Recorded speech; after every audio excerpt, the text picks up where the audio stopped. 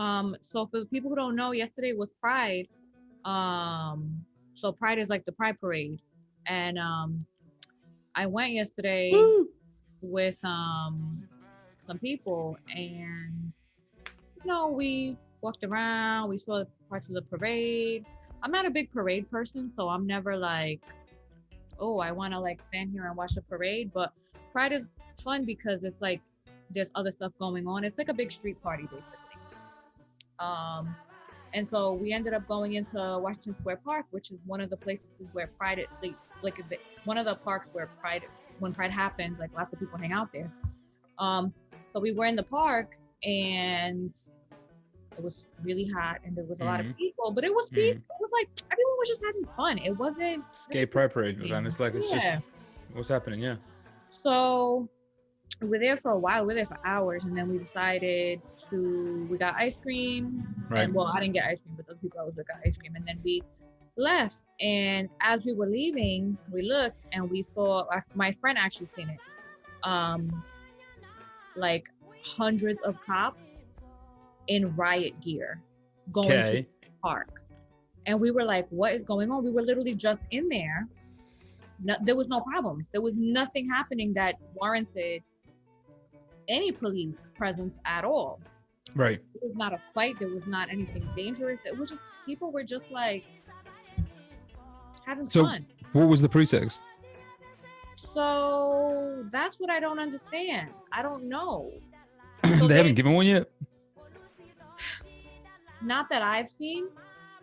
Um, my friend sent me an article about it, but I haven't read it yet, so I don't really know what that article says. But basically, so this park, Washington Square Park, has been this whole summer. So usually, okay, Washington Square Park is a 24-hour park. Right. It's in the West Village, which is the NYU area. Right.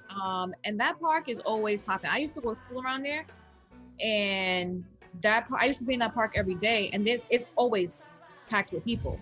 Right. And it's never been a problem. But now this year, this summer in particular, there's been like coming out of quarantine, it's the first summer back, and it's just been like a lot of parties and like Right. a lot of people there, but it was like this also, to be fair, last summer, because when I finally got out the house after like quarantine was still going on, but I finally last summer decided, okay, I'm gonna like venture out, and I started going to the park every day, and it was still like this. It was still mad people. It was parties. It was just like people hanging out having fun. Right. So for some reason, people in the area, and when I say people in the area, I think this is specifically NYU. Right. NYU has been complaining. And the reason I say it's NYU is because I have a friend that works at NYU, and I've been keeping up with the story with what's going on with Washington Square Park, because they gave a curfew to the park Fridays. I believe it was Fridays and Saturdays. They started shutting it down early, like stupidly early. Okay. And this park never had a curfew before. It was 24 hours. So people started breaking the curfew. And then the reason for the curfew, they said, was because neighbors were complaining about violence and drug use and whatever.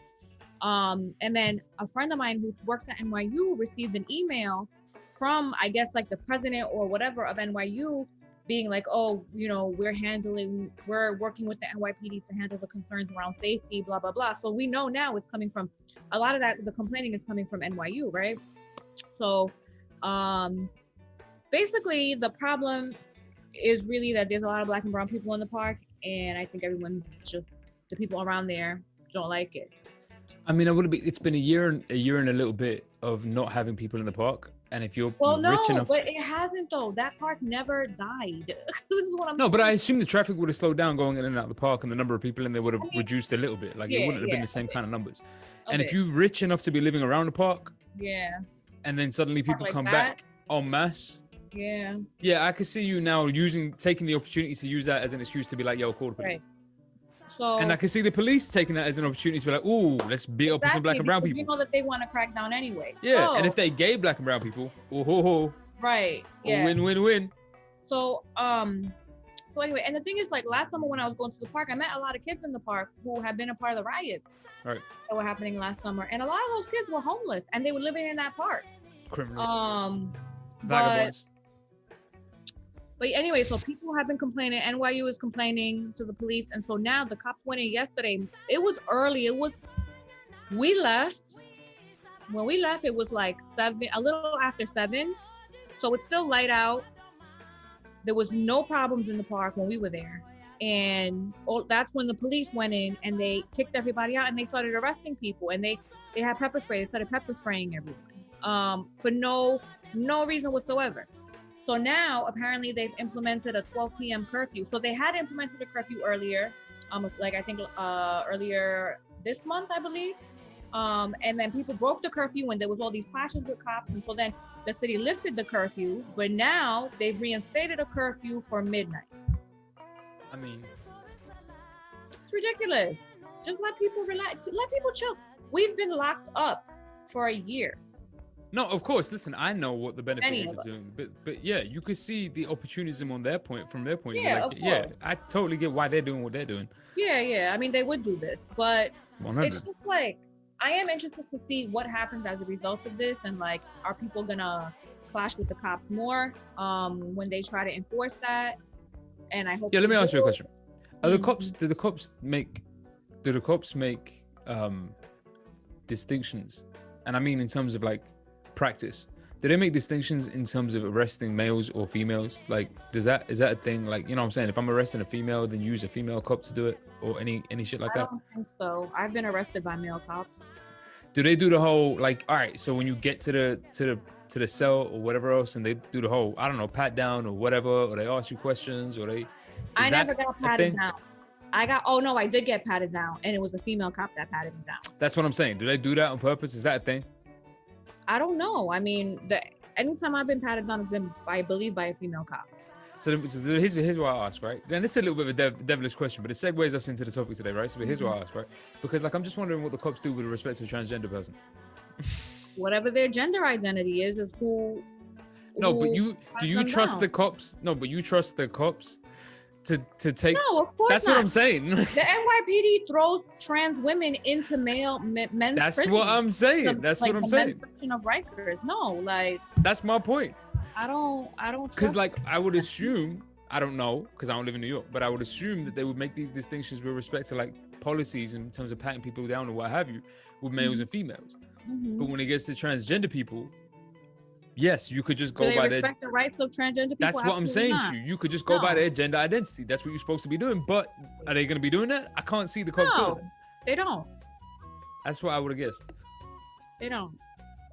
But having said that, see, this is why for me, and this is part, we're not going to say this right away. We're going to do the intros and then we're going to get to this. But this is why for me, it's part of the reason why today's conversation, it's not the whole reason, but it's part of the reason why today's conversation is not going to be about the transgender issue. That's part of the reason why. Why? Because the NYPD doesn't respect trans rights? No. So what are you talking about? Because the police and particularly NYPD.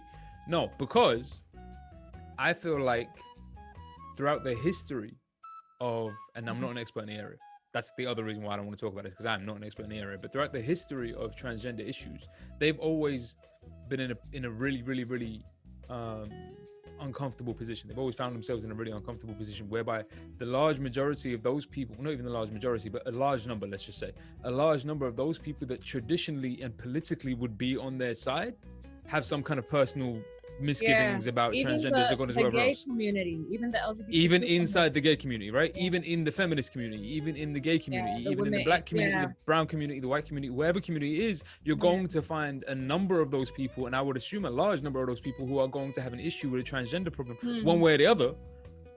Like one way or the other, they're going to have some kind of issue with it. And insofar as they have an issue with it, if you're transgender, you end up being hung out to dry a little bit. Yeah. Like, you would tend to align with all of these people politically on all of their issues. Because, you know, you may share them or what have you, or politically. But who's aligning with you? But who's aligning with you? It's kind of you on the forefront of the issue almost all the time. And you put yourself you don't put yourself, but you end up in a really difficult position, in a really complicated political position. And I feel like that's part of the reason why I don't want today to be about that. Because one, I'm not an expert in the area. Like, I'm cocky as whatever, right? I'm as cocky as they come, but in my areas of expertise, and that's not one of them. Like, I can say that.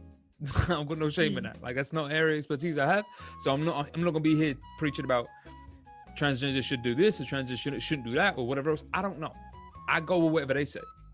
And I'm down with whatever they say. That's one. And two, because I think the issue is politically. Let me be clear about this. Not morally, but politically, too complicated for us to engage in it today. There's too much in there. I think it's too complicated for some people to get, to be honest with you. But we'll get into all of that.